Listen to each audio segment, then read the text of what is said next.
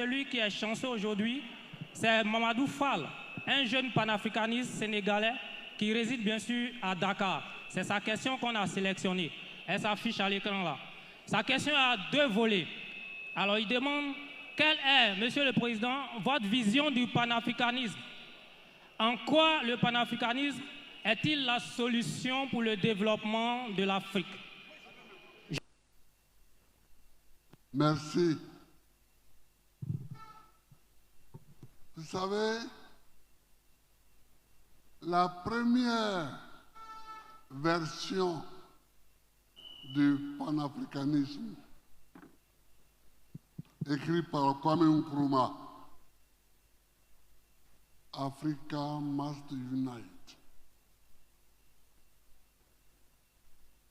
Elle était très idéologique et elle visait à rassembler tous les Noirs, les Antillais, les Noirs américains, les Africains, etc. Les Sud-Américains, Noirs. Aujourd'hui, moi je donne une dimension plus réduite au panafricanisme.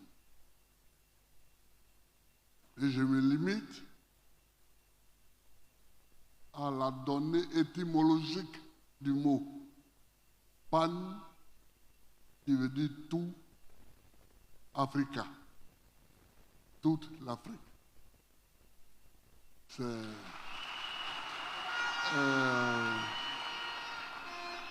Mais pourquoi?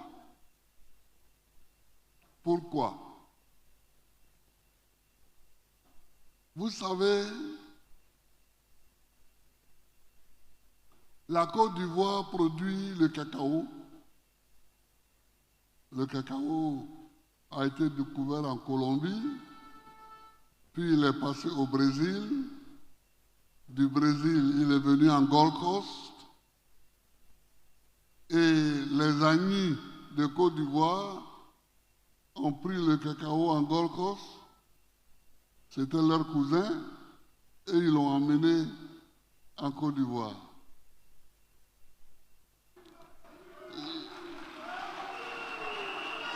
La Côte d'Ivoire produit environ 40% du cacao mondial. Le Ghana voisin, l'ancienne Gold Coast, produit environ 20 à 25%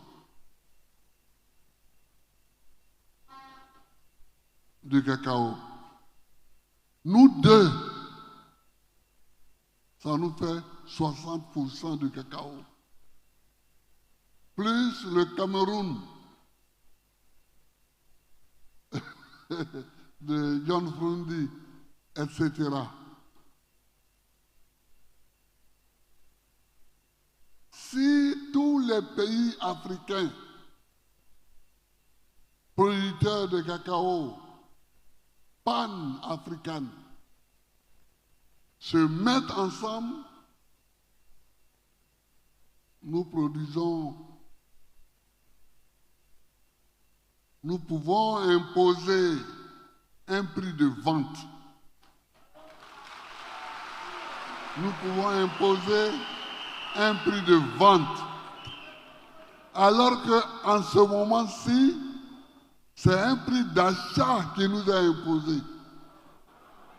C'est-à-dire ce sont les acheteurs du cacao qui nous imposent leur prix.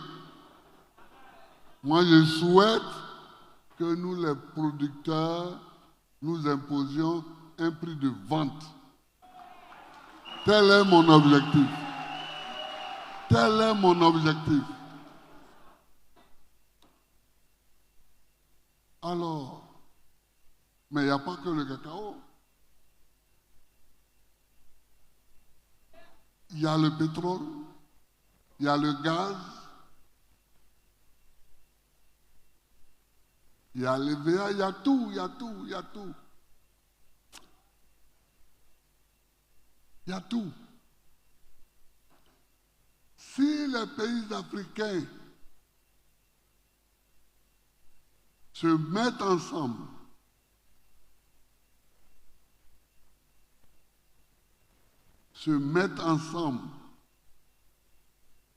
ils sont capables de révolutionner le monde.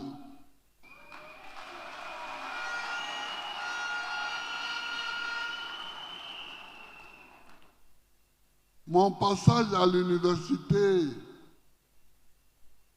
m'a montré des choses. Avant,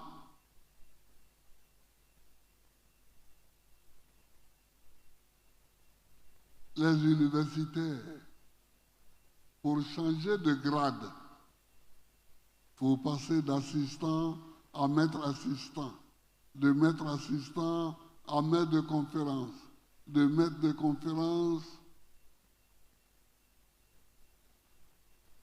à professeur titulaire. Ils allaient se faire expertiser en France. Un jour, Joseph Kizerbo a dit trop, c'est vraiment trop. Donc Kizerbo a créé une structure dans laquelle aujourd'hui les Africains s'auto-évaluent.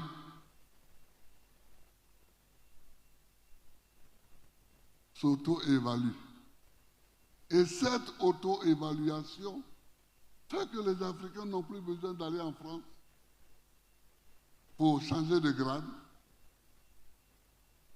Ils deviennent maîtres assistants, maîtres de conférence, professeurs titulaires, en Afrique même.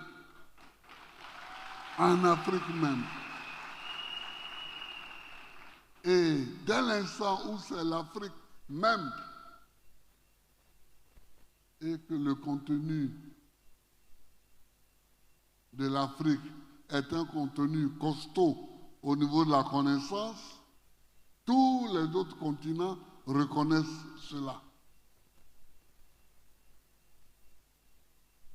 Voilà quelques exemples que je vous donne. Alors,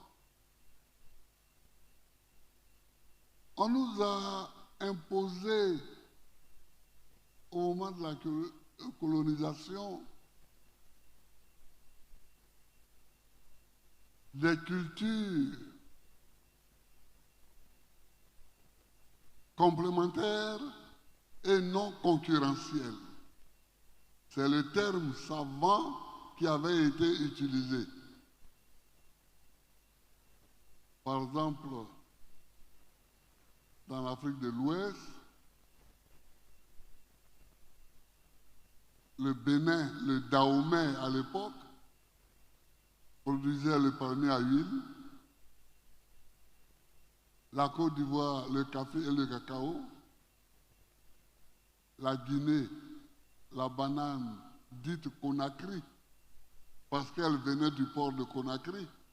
Sinon, c'était la banane, comment on appelle, plantain, non? Non, pas plantain. Hein? Poyo, banane poyo. Voilà, la banane poyo. Si les États africains se mettent ensemble, si les États africains se mettent ensemble, si les États africains se mettent ensemble, ils vont décider de faire des productions complémentaires. Des productions complémentaires. Vous voyez, aujourd'hui, On importe le riz de Thaïlande, de Manille, des Philippines,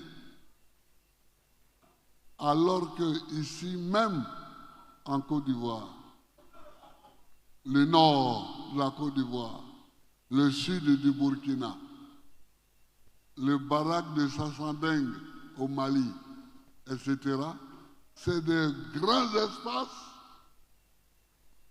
pour cultiver le riz. Vous comprenez?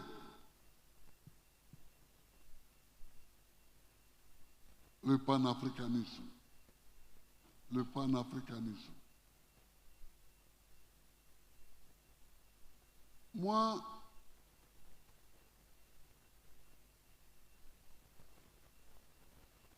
quand j'étais président, on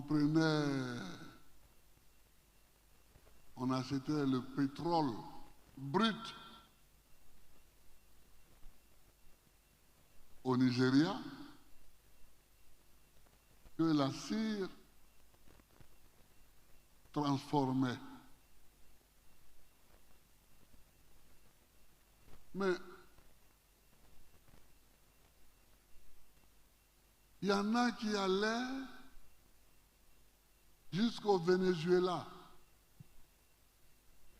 pour acheter le pétrole brut. J'ai dit, mais pourquoi vous allez si loin?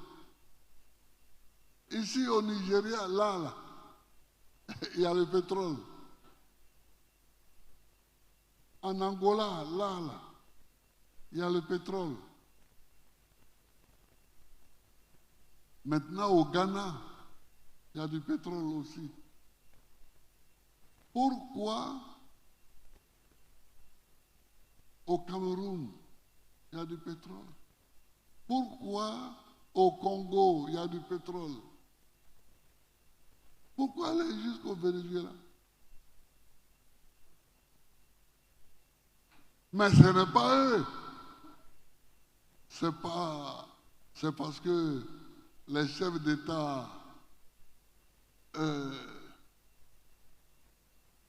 ne sont pas maîtres de leurs actions.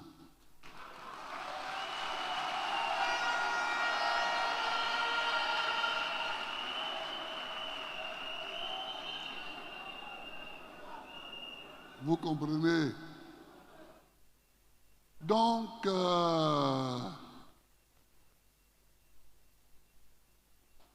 le panafricanisme, c'est la mise en commun par les États africains de leur capacité pour avancer. C'est la mise en commun de leur capacité pour avancer.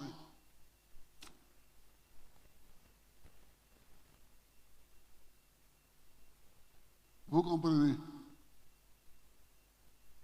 C'est ça. Ce qu'on peut trouver en Afrique, ce n'est pas la peine d'aller le chercher en Thaïlande ou au Venezuela.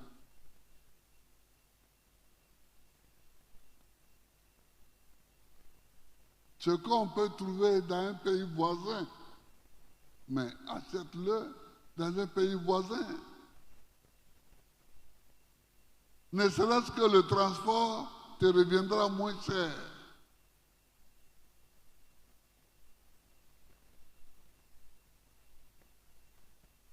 Mais on ne comprend le panafricanisme que quand on a des crises. Quand on m'a arrêté en 2011, mes camarades qui ont fui, ils sont allés se réfugier au Ghana, au Libéria, au Burkina Faso, au Togo, au Bénin. Ça, quand on souffre là, on sait qu'il y a des pays africains à côté.